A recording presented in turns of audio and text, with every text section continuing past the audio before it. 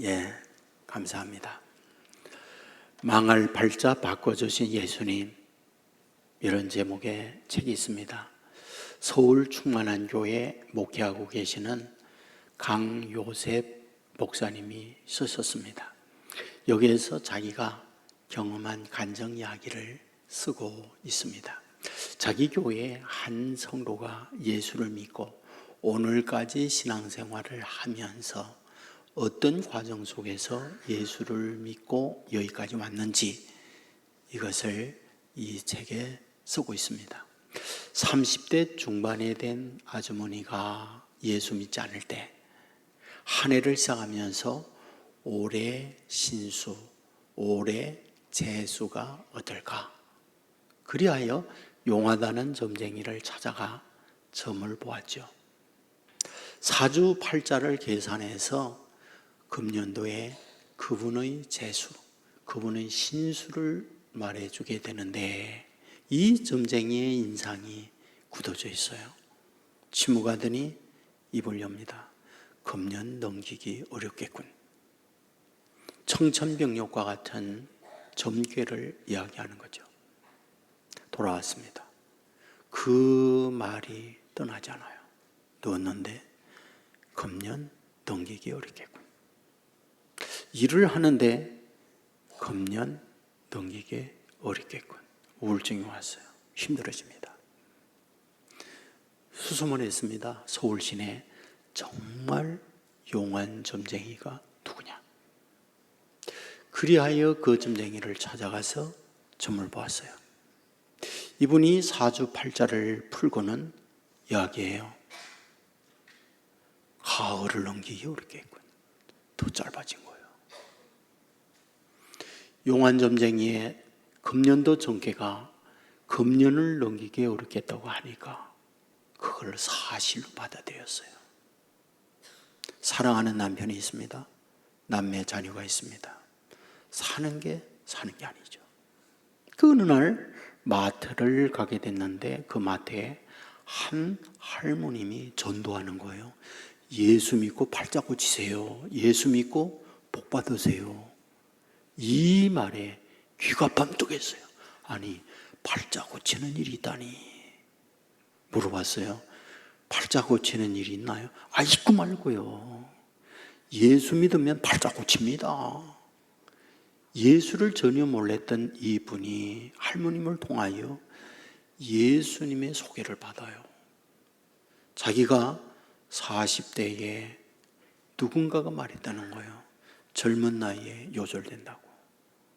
그런데 예수를 믿으면 건강해서 팔자 고친다는 얘기를 이분도 들은 거예요.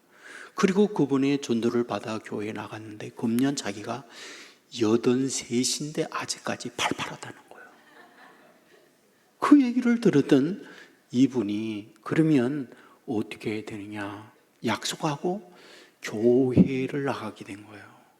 그리고 예수님을 영접하고 신앙생활을 하면서 그야말로 그 인생의 팔자를 고친 거예요. 지금 20년째 건강하게 자기 교회에 신앙생활을 하고 있다는 얘기를 해주는 거예요. 여러분 무슨 말입니까? 점괘 저주받는 이야기, 마음에 점쟁이가 하는 말을 간직할 때 그의 인생은 우울했어요. 불안했어요. 그리고 죽음을 두려워하면서 살아야만 했습니다. 교회 가서 말씀을 듣고 그 말씀을 마음에 받아들이게 될 때에 그의 인생을 바꾸는 거예요. 오늘 본문에서 이 부분을 우리에게 말씀해 주고 있구나 하는 걸 발견하게 됩니다. 잠언서를 읽었습니다. 묻습니다. 잠언의 뜻이 뭐예요? 예? 아는 분들 많이 있지만은 교회 많이 다녀도 잠언이 뭔지 몰라요. 이 잠자는요, 찌를 잠자, 바늘 있죠? 이 바늘 잠자를 써요. 그리고 은은 말씀 언이에요. 그러니까 바늘처럼 찌르는 말씀이다. 이게 잠언이에요. 알았죠? 예. 히브리어에 보면 마샬이라는 단어를 써요. 근데 이 마샬이라는 단어는 비교하다, 비슷하다 이런 뜻을 갖고 있습니다. A와 B를 비교하다, 이 말이 마샬이라는 단어예요. 근데 이 단어를 70인경, 70인경이라는 말은 70명의 학자가 구약 히브리어로 되어 있는 성경을 그리스말, 헬라어로 번역해 놓은 성경을 70인경이라고 해요. 근데 그 70인경이라는 성경에 이 잠언을 그리스말로 바꿀 때 속담이다, 격언이다 라고 하는 단어로 이 잠언을 번역합니다. 곧 우리가 잠언서를 읽어보면 무엇을 우리에게 말씀해 주려고 하느냐? 인생을 살아갈 때 어떤 것과 비교를 하면서 깨닫게 하고 지혜를 갖게 하려고 하는 것, 이것이 잠언서 기록의 이유이다, 이런 말이에요. 누가 썼을까요? 잠언 시작을 하면서 다윗의 아들 솔로몬의 잠언이다 이렇게 시작을 해요. 그러니까 잠언은 거의 대부분이 솔로몬이 써요. 잠깐 뒤에 누가 쓰느냐? 아글과 루무엘이 몇 마디 붙이는 걸로 잠언서는 이루어졌습니다. 그런데 이 잠언서에 유독 인칭을 말하는데 가장 많은 인칭을 쓰고 있는 게 있어요. 그게 내 아들이에요. 1장 8절에 보면 내 아들아, 1장 10절에 보면 내 아들아, 계속 매 장마다 반복하여 내 아들, 너, 내 아들, 이걸 얘기해요. 오늘 본문 읽었잖아요. 본문 24장 11, 12절을 읽었어요. 13절에도 보면 내 아들아 이렇게 말을 해요. 무슨 말일까요? 솔로몬이 사랑하는 아들에게 꼭 주고 싶은 말씀을 쓰고 있는 것이 뭐다? 잠언서다. 그러니까 나보다 나은 아들이 되기 위하여 이렇게 살아야 인생은 복되단다, 인생은 복된 삶을 산단다라는 걸 말씀하는 것이 잠언서의 내용이다, 이런 말씀이 되는 거죠. 자, 그러면 인생을 사는데 아들이 잘 살기 위하여 어떻게 하기를 원하고 있을까요? 말씀을 보잖아요. 지혜를 얻게 하려고 해요. 지혜를 얻어야 인생 사는 데 있어서 복된 삶을 산다. 지혜롭게 살아야 삶이 복된 인생의 미래로 열려진다는 것을 솔로몬은 아들에게 주고 싶은 거예요. 그렇다면 어떤 것이 지혜를 얻는 길일까라는 거예요. 제일 먼저 우리가 잠언서 9장 10절에 보면 여호와를 경외하는 것이 지혜의 근본이요 라고 했어요. 그러니까 하나님을 경외할 때 하나님을 통하여 지혜를 얻게 된다라고 말씀해요. 왠지 아세요? 하나님이 우주 만물 창조하시고 창조된 세상을 살아갈 때 이렇게 살면 지혜롭게 산다, 복된 인생을 산다라고 하나님이 말씀해 주었기 때문에, 그래서 하나님을 경외하고 말씀을 따라가면 말씀 안에서 지혜를 얻게 된다.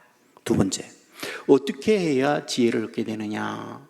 솔로몬은 아들에게 동물이나 곤충의 움직이는 걸 통하여 지혜를 배워야 한다, 이렇게 가르쳐줘요.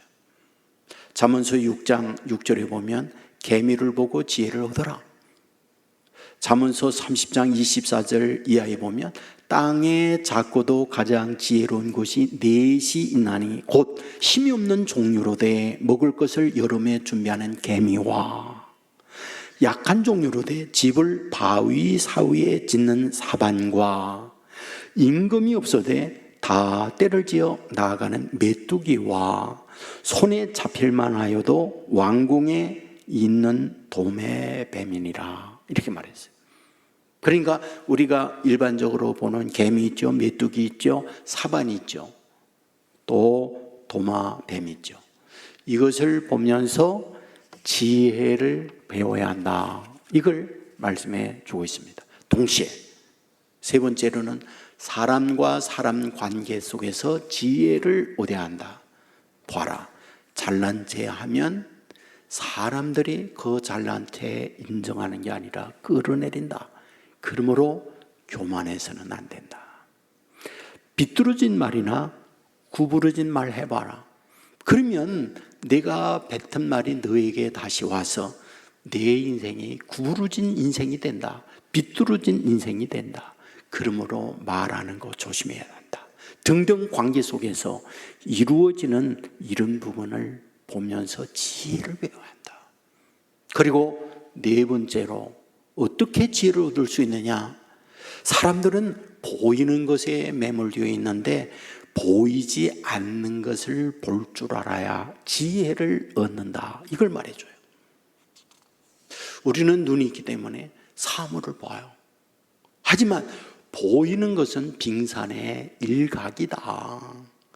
수명 위에 드러나 있는 얼음 덩어리는 10분의 1만 들어있고 10분의 9는 물에 잠겨 있다. 그 보이지 않는 걸 볼 줄 아는 것이 지혜다. 잠언서 20장 15절에 보면 세상에 금도 있고 진주도 많거니와 지혜로움을 볼 줄 알아야 된다.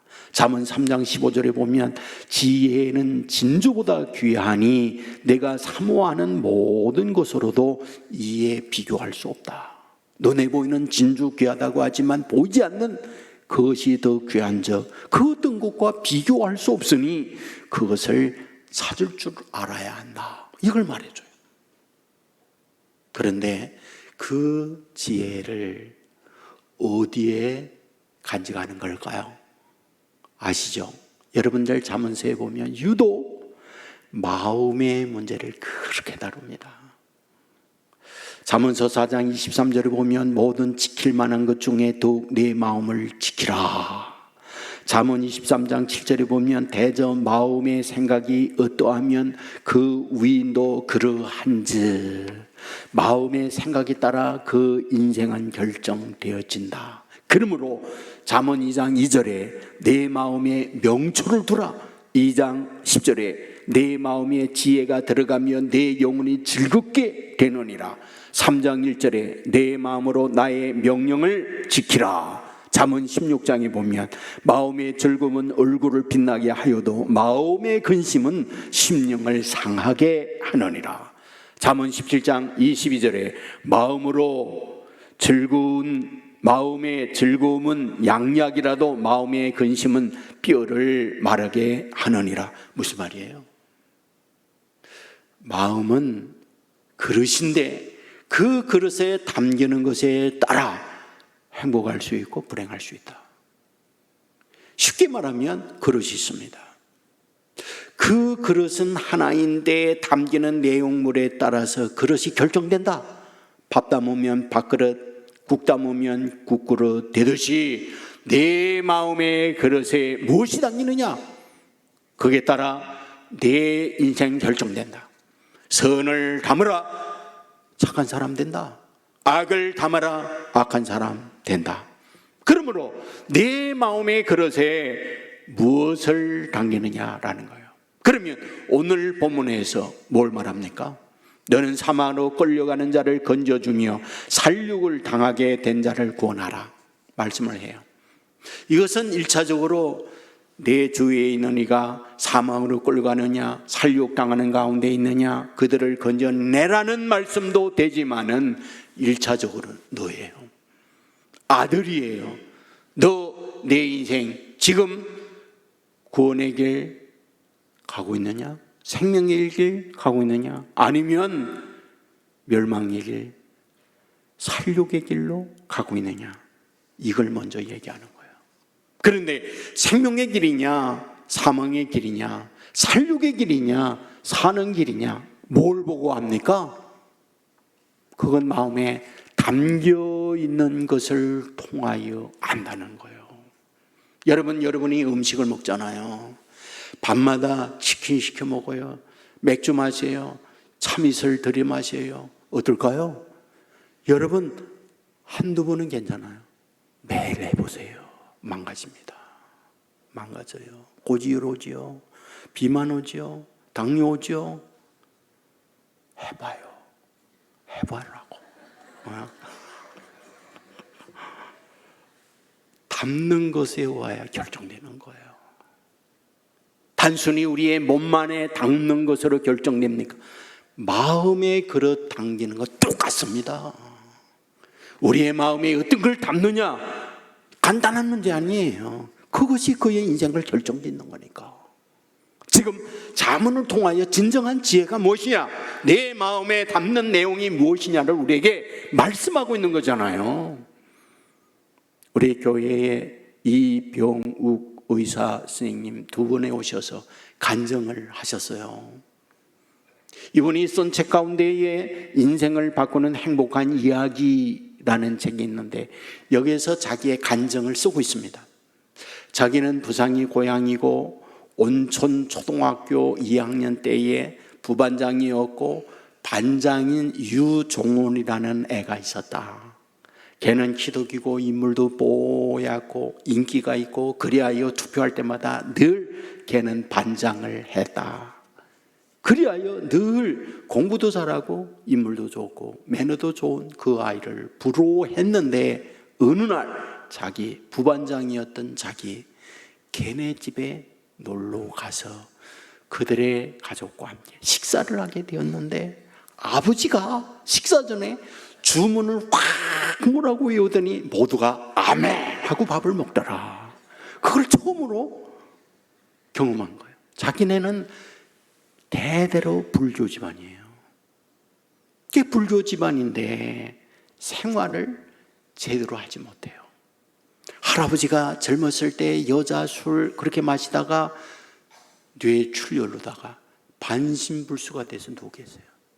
아버지가 그 뒤를 이어가지고 자기 아버지처럼 할아버지처럼 술 담배에 찌들어서 집안에 완전히 담배 찐 냄새로 배어 있는 거예요. 거기다가 술 이후에 쾌쾌한 냄새가 늘 있는 거예요. 늘 어두워요. 그런데 자기의 친구 유종원 걔네 집에 갔더니 늘 웃어요. 밝아요. 깨끗해요. 그리고 공부도 잘해요. 그게 부러운 거예요. 그 어린 나이에 뭐가 이럴까 하고 보니까 자기네는 대대로 불교를 믿고 있고 얘네는 교회를 다니는 거예요. 그 친구한테 이야기한 거죠. 나 교회 데려가 달라고. 그리하여 예수를 믿고 지금은 의사가 돼서요, 의사 전도왕이 된 거거든요.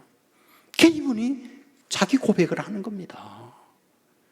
만일 아버지의 뒤를 이어서 자기도 술, 담배 안에 찌들었다면 자기의 인생도 아버지, 할아버지의 길을 가실 거라는 거예요. 그런데 자기 친구 유종원 전도를 받고 그 안에 예수의 복음이 들어왔더니 자기 인생이 이렇게 달라졌다. 마음의 그릇에 무엇이 담기느냐, 이게 내 인생을 바꾼 것이다. 그 얘기를 쓰고 있는 거예요. 이것을 지혜라는 거예요. 보고 깨닫고 돌아서고 자기가 어떻게 살아야 하는지 그걸 아는 게 지혜라는 거예요. 여러분, 이솝 우화 가운데 사자와 당나귀와 여우 사냥한 이야기 아실 거예요. 사슴을 사냥하잖아요. 당나귀한테 얘기했어요. 네가 분배해라. 3명이니까 3분의 1로 똑같이 나눴잖아요. 사자가 딱 붙고 당나귀 목 눌러서 죽이잖아요. 그리고 여우에게 얘기했죠. 내가 분배해라. 여우가요, 여우잖아요. 그러니까 당나귀 죽은 거 이렇게 한번 보고요, 자기에게 손바닥만 하게 닦아요. 나머지를 다 사자에게 줘요. 사자가 웃으면서 물어봤죠. 누구한테 배웠냐? 그랬더니 여우가 저 당나귀한테 배웠습니다. 얘기를 하는 거지. 깨닫는 거예요. 지혜예요. 여러분 주위에 보세요. 인생을 눈에 보이는 건 항상 세 가지입니다. 돈이에요, 권력이에요, 그리고 쾌락이에요. 여자, 술, 마약, 게임, 이런 것들이 다 인생을 즐겁게 하는 요소들이에요. 따라가 보세요. 한두 번이 아니고요, 3년, 5년 반복해 보세요. 그걸 마음에 담아 보세요. 사망이에요. 그걸 얘기하고 있는 거잖아요. 하나님께서는 하나님의 자녀들에게 사인을 많이 보내줍니다. 깨닫게 하고, 보면서 듣게 하고, 그곳에서 지혜를 얻어 어떻게 살아가야 하는지 돌아서게 하고자 하는 안타까움을 늘 갖고 있습니다. 우리가 잘 알고 있는 아브라함과 조카 롯과의 관계 알잖아요. 하나님께서 복을 주심으로 양과 소, 낙타가 떼를 이루었어요. 문제는 그 많은 그런 가축들을 먹일 만한 초원, 먹일 만한 물가가 적은 거잖아요. 그러니까 일하는 종들끼리, 목자들끼리 다툼이 생기고 싸움이 생기니까 아브라함이 자기 조카를 부르지 않습니까? 너나 나나 가족이지 않냐? 너나 나나 하나님을 믿지 않냐? 믿지 않는 이 사람들 앞에서 가족이, 하나님을 믿는 사람이 이런 걸 가지고 싸워서야 되겠느냐? 내가 우아하면 나는 좋아하고, 내가 좋아하면 나는 우아하겠다. 내가 결정해라. 롯이 눈을 들어 사방을 보니 소돔이 어때요? 성경은 여호와의 동산과 같다, 그렇게 기록해요. 물이 있습니다. 푸른 초원이 있습니다. 그곳으로 간 거죠. 보이는 걸 따라간 거죠. 보이지 않는 그곳에 뭐예요? 밤에 음란함이 가득 찬 곳이었죠. 그것도 동성애가 창궐한 곳, 그것이 소돔이었죠. 그리하여 소돔이라고 하는 영어의 단어는 동성애자, 이런 뜻을 갖고 있거든요. 하나님께서는 이런 롯을 건져내기 위하여 사인을 보내죠. 사인의 방법이 뭡니까? 연합군을 통하여 소돔을 공격하죠. 많은 재산 약탈당합니다. 그리고 사람들은 다 인질로 끌려갑니다. 이 소식을 들었던 아브라함이 일하는 318명의 종들을 이끌고 기습 공격해요. 그리하여 연합군대를 물리치면서 인질 해방시킵니다. 약탈한 재산 다 되찾습니다. 뭐라고요? 하나님이 롯에게 사인을 보낸 거죠. 너 정신 차려. 그곳에서 나와야 해. 하지만 롯은 어떻습니까? 이런 하나님의 사인에 반응하지 않았어요. 그대로 그곳에 머물다가 유황불로 심판할 때 아내 소동기둥으로 죽고요. 그리고 두 딸과 함께 소알로 도망을 갔는데 밤새 두 딸과 함께 잠자리예요. 그리하여 모압과 암몬을 낳는 역사의 부끄러운 흔적을 남기는 사람, 그게 롯이잖아요. 그러면 이 롯을 통하여 우리에게 뭘 말씀해 줍니까? 이런 살육의 길, 사망의 길로 가고 있는 그에게 사인을 보냈지만 그것을 보고 돌아설 줄 아는 지혜, 깨달음이 있어야 되는데 그걸 갖지 못하더라, 이 말을 하고 있는 거잖아요. 여러분, 우리 하나님께서 예수님을 이 세상에 보내면서 저와 여러분에게 어떤 지혜, 어떤 깨달음을 주기를 원하고 있을까요? 여러분 아시잖아요. 요단강에서 세례받으시고 광야에 가서 40일 금식하시고 사탄에게 3번의 시험 받고 난 이후 여러분 첫 설교 주제가 뭐였나요? 마가복음 1장 15절에 보면 때가 찼고 하나님의 나라가 가까웠으니 회개하고 복음을 믿어라, 전도하는 일을 했었어요. 세상을 떠나고 3일 만에 부활하고 40일 계시면서 마지막 제자들에게 남기고 있는 말씀 뭐예요? 마태복음 28장 19절 이하에 보면 모든 족속으로 제자를 삼아 아버지와 아들과 성령의 이름으로 세례를 베풀고 내가 너에게 분부한 모든 것을 가르쳐 지키게 하라. 한마디로 복음 전도의 말씀을 하신 거죠. 이것을 더 구체적으로 사도행전 1장 8절에 감난산에서 성천을 하시면서 마지막 남긴 말씀, 이것을 지상명령이라고 하잖아요. 오직 성령이 너에게 임하시면 너희가 권능을 받고 예루살렘과 온 유다와 사마리아와 땅끝까지 이르러 내 증인이 되리라.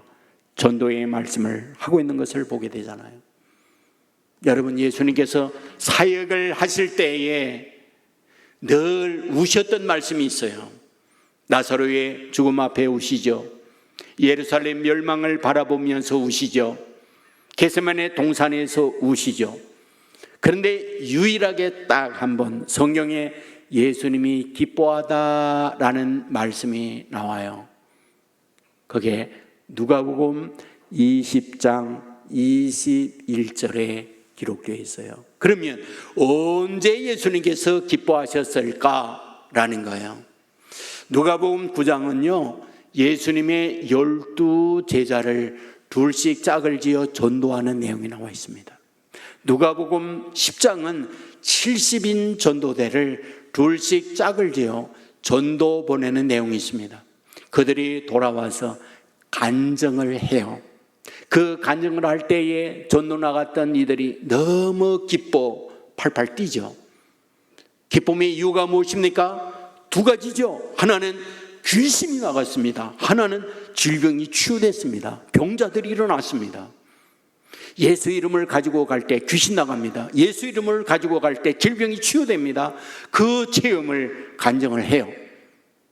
그 간증을 들었던 예수님께서 뜻밖의 반응을 하시죠. 뜻밖의 반응이 무엇입니까? 너희가 질병이 치유고 너희가 귀신이 나가는 것, 이걸 갖고 기뻐할 게 아니라 너희의 이름이 하나님 생명록에 기록된 것으로 기뻐하라, 그 말씀을 해요.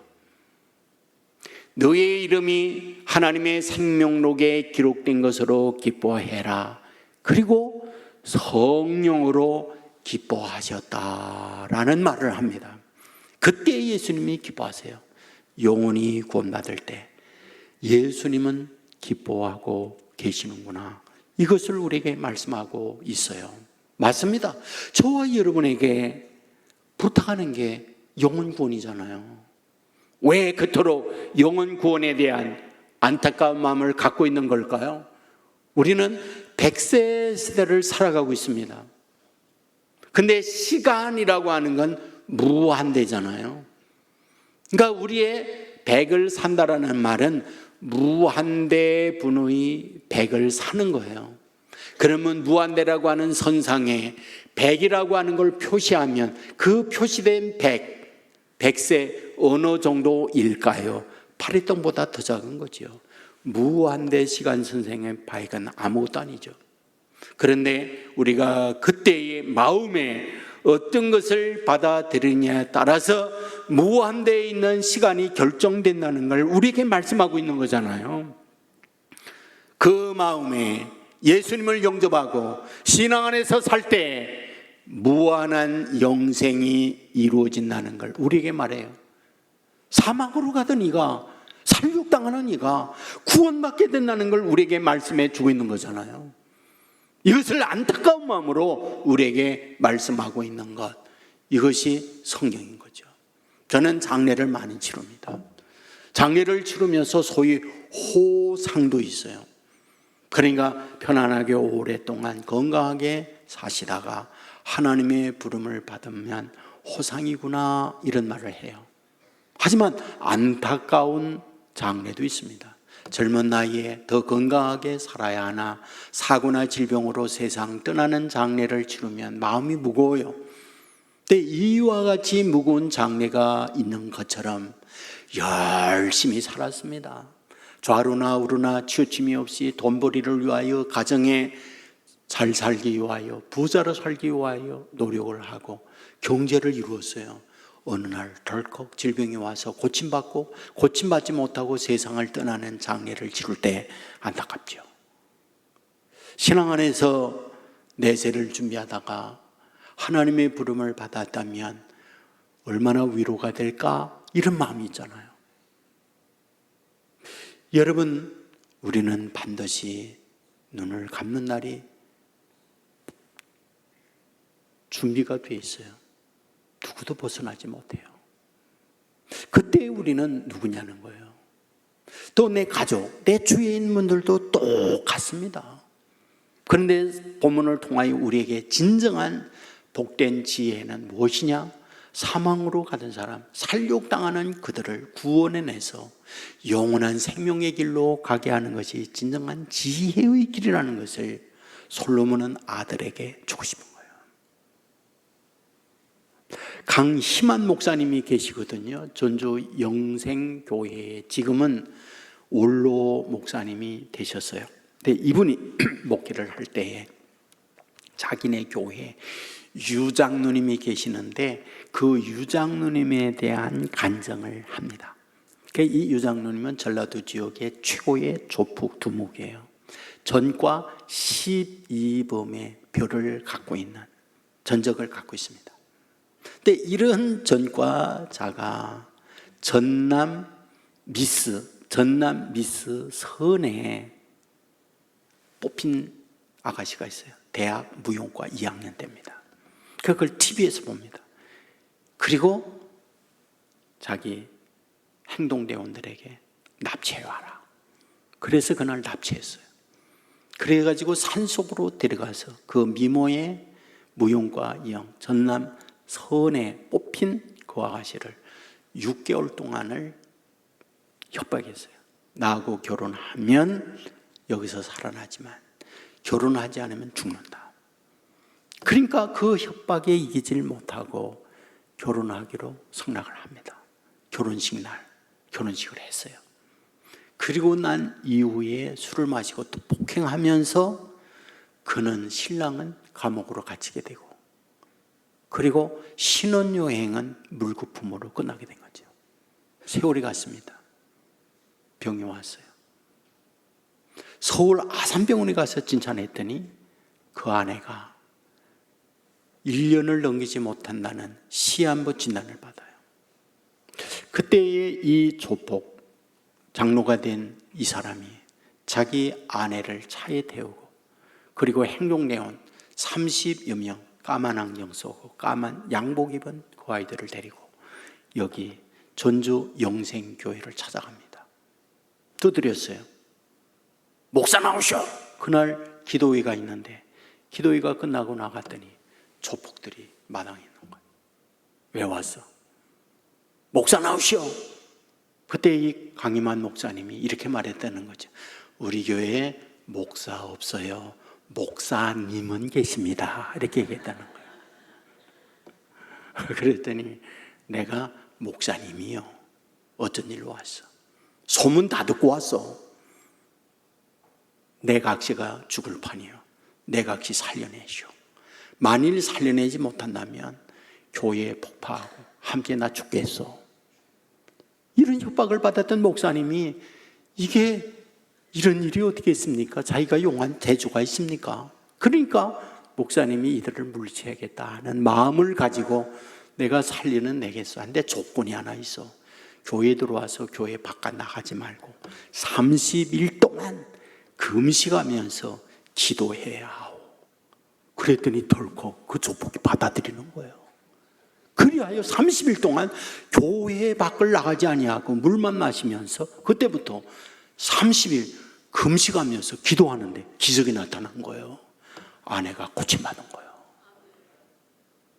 이분이 그 이후에 12년 동안 이 교회를 계속 나가니까 교회에서 장로 피택을 해줬네. 그래가지고 장로 임직식 하는 날 까만 양복 입은 사람이 빠글빠글해. 그리고 전북 도지사, 검찰, 검사장 이들이 다 참여를 한 거야. 그러니까 목사님이 이분에게 간증을 시킨 거야. 임직하는 날. 그날 나와가지고 간증을 하는데 이렇게 얘기하는 거예요. 나 하나님 못 봐쇼. 근데 하나님 믿는 건 내가 아오. 그 증거는 내 아내요. 그러면 우는 거예요. 내 아내 내 때문에 죽을 사람인데 이 교회 와서 살아났어. 그리고 나는 조직 폭력 때 여러 번이 아우. 내가 내 반대편에 있는 이들을 꼭 죽여야겠다.